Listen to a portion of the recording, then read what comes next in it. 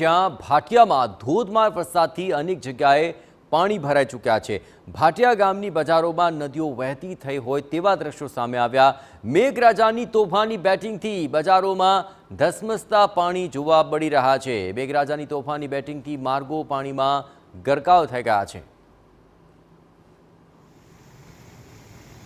દ્વારકા નજીક ભાટિયાની અંદર ભારે વરસાદ બાદ આ દ્રશ્યો સામે આવ્યા છે।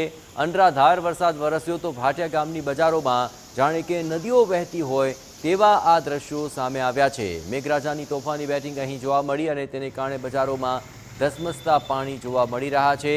આખી બજારોમાં રસ્તા ઉપર નદી વહી રહી હોય તેવા આ પાણી જોવા મળી રહ્યા છે। ટુ વ્હીલર ચાલકોના ટાયર પર પાણીમાં ગરકાવ થઈ જાય એ હદે અહીં પાણી ભરાયા છે અને હજુ પણ જે અનરાધાર વરસાદ વરસ્યો છે તેને કારણે આ પરિસ્થિતિનું નિર્માણ થયું છે। દ્વારકા અને તેની આસપાસના વિસ્તારોની અંદર અત્યારે સાર્વત્રિક મેઘમહેર છે, જેમાં ભાટિયા અને તેની આસપાસના વિસ્તારોમાં ભારે વરસાદ વરસ્યો હતો। આ સમગ્ર મામલે વધુ વિગતે વાત કરવા માટે જોડાઈ રહ્યા છે TV9 સંવાદદાતા જય ગોસ્વામી। જય, ભાટિયા અને તેની આસપાસમાં વરસાદ લઈને શું પરિસ્થિતિ જોવા મળી રહી છે?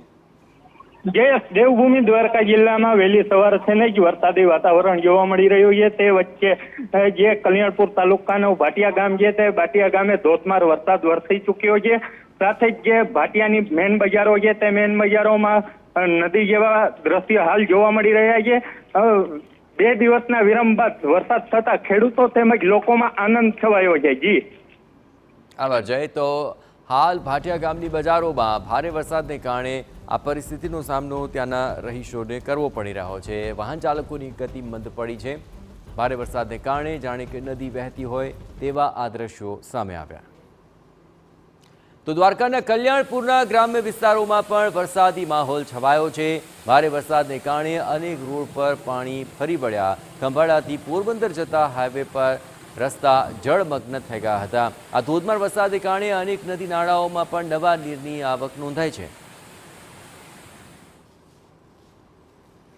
દ્વારકા અને તેની આસપાસના મોટાભાગના વિસ્તારોની અંદર સાર્વત્રિક વરસાદ છે, ત્યારે કલ્યાણપુરની અંદર પણ ભારે વરસાદ વરસ્યો, જેને કારણે નદી નાળા છલકાઈ ઉઠ્યા છે। ગ્રામ્ય વિસ્તારોની અંદર પણ વરસાદ વરસ્યો છે।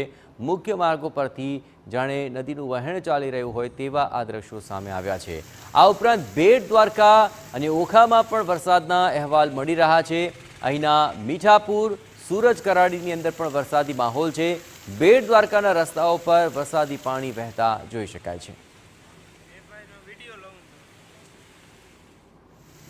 તો અલગ અલગ 3 તસવીરો અમે આપની સમક્ષ રાખી રહ્યા છીએ કે જ્યાં બોટાદ, આ ઉપરાંત કલ્યાણપુર, બેટ દ્વારકા, આ તમામ એવા વિસ્તારો કે જ્યાં ભારે વરસાદ બાદ પરિસ્થિતિ વિકટ જણાઈ રહી છે।